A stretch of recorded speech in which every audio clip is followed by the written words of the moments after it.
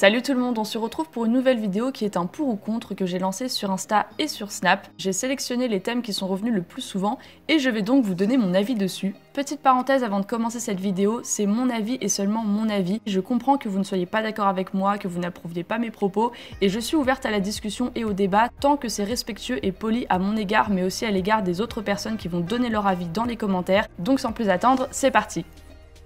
Premier thème abordé, suis-je pour ou contre le box? Et la réponse est que je suis contre. Je trouve que ça va à l'encontre de tous les besoins primaires d'un cheval, donc le besoin de vivre en troupeau avec des congénères, celui de manger toute la journée, celui de se déplacer toute la journée. Alors bien sûr, il y a des exceptions, comme lorsque votre cheval est malade et qu'il doit être mis en quarantaine ou qu'il doit être immobilisé, lorsque vous êtes en déplacement pour des concours, pour des vacances, ou même lorsque vous êtes en galère de pension et que c'est temporaire. Mais justement, quand c'est temporaire, je ne comprends vraiment pas les cavaliers qui mettent volontairement leurs chevaux dans des pensions box pour une durée indéterminée.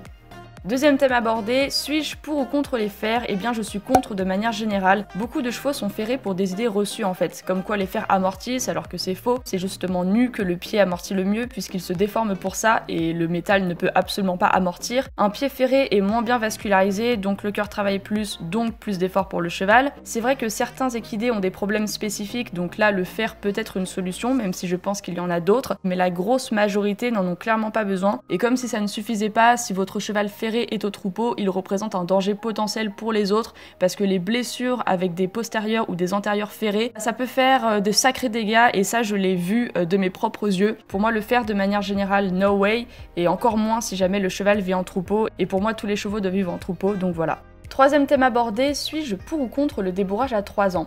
Je suis pour le travail à pied à 3 ans, mais pour la monte, je suis beaucoup plus mitigée. Tout ce qui est des sensibilisations à la selle, sac à patates, des sensibilisations aux filets, aux enazures, aux morts, etc. Si l'équidé a le physique et le mental pour, pourquoi pas? Mais un débourrage suivi d'un travail régulier à 3 ans, c'est non pour moi. Il faut quand même se rappeler que la croissance d'un cheval est entièrement terminée à 7-8 ans, donc plus vous attendez et mieux c'est. La croissance des jarrets n'est pas finie avant 4 ans, la colonne vertébrale pas avant 5-6 ans, et non, il n'y a pas de croissance tardive ou précoce selon les races, ce sont des idées reçues. Pour moi, l'idéal, ça serait d'habituer un équidé à la selle, etc.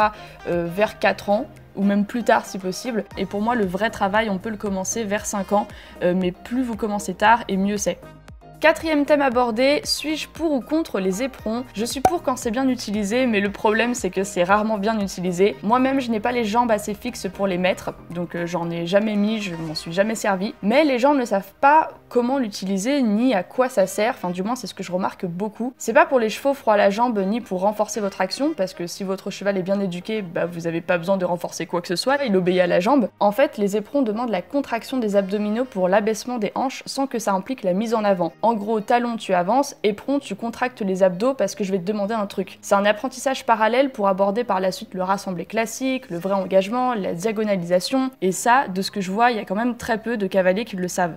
Prochain thème, suis-je pour ou contre les enraînements? Et je suis contre parce que j'ai beaucoup merdé avec, je m'en suis beaucoup servi en club, et même si c'est bien utilisé entre guillemets dans l'intérêt physique d'un équidé, ça impose quand même une posture au cheval, donc c'est contraire à l'équitation et au principe de compréhension et de coopération de l'animal. En général, quand on travaille avec un enraînement et que par la suite on l'enlève, et bah tout est à reprendre, il n'y a plus rien. Autant prendre son temps et travailler, quitte à rester sur du plat plus longtemps, à taffer au pas et au trot avant d'aborder le galop, plutôt que de travailler pendant des mois avec un outil et une fois que vous l'enleviez, et bah y a plus rien, c'est comme si vous n'aviez rien fait. Ça ne rend pas service aux chevaux ni aux cavaliers sur le long terme, puisque ces derniers n'apprennent jamais à correctement bosser un cheval finalement.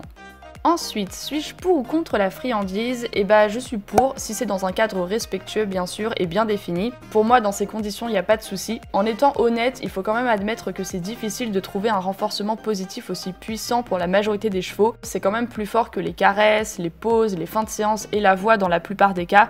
Après c'est une grosse généralité que je fais. Maintenant il faut bien l'utiliser au bon moment. Pour ma part je donne une friandise à la fin de la séance ou alors pendant la séance quand le cheval a vraiment surmonté une peur, quand il a très bien fait un exercice alors que c'était pas facile pour lui, que c'était la première fois, etc.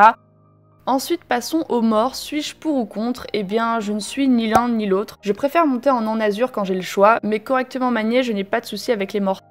Passons à la montagne crue, suis-je pour ou contre? Je suis pour quand c'est ponctuel.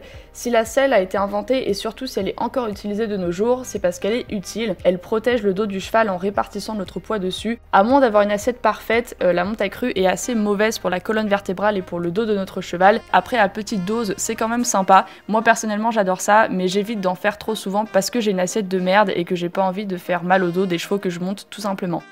Ensuite, pour ou contre vendre son cheval, pour un particulier bien sûr, on va pas parler d'éleveur dans cette question. Je suis ni pour ni contre, c'est assez délicat comme question, c'est vraiment du cas par cas pour moi. C'est un choix qui peut être très personnel et qui peut être fait à contre-cœur si jamais vous avez des problèmes de santé, des problèmes d'argent, ou si vous n'avez plus le temps parce que vous avez une famille ou toute autre chose. Quand c'est pour ces raisons-là qu'on vend un équidé, moi je trouve ça respectable tout simplement parce que c'est pour le bien de l'animal qu'on le vend. Et même si c'est pour des raisons que je ne comprends pas, par exemple quand le cheval est trop petit pour être monté, ou par exemple quand il ne correspond plus aux objectifs de concours, dans tous les cas ce sera toujours mieux pour l'équidé parce qu'il tombera sur une famille qui l'aimera et qui l'entretiendra jusqu'au bout. C'est dans le meilleur des mondes, mais je pense que le minimum quand tu vends un cheval, c'est de t'assurer qu'il tombe dans une bonne famille.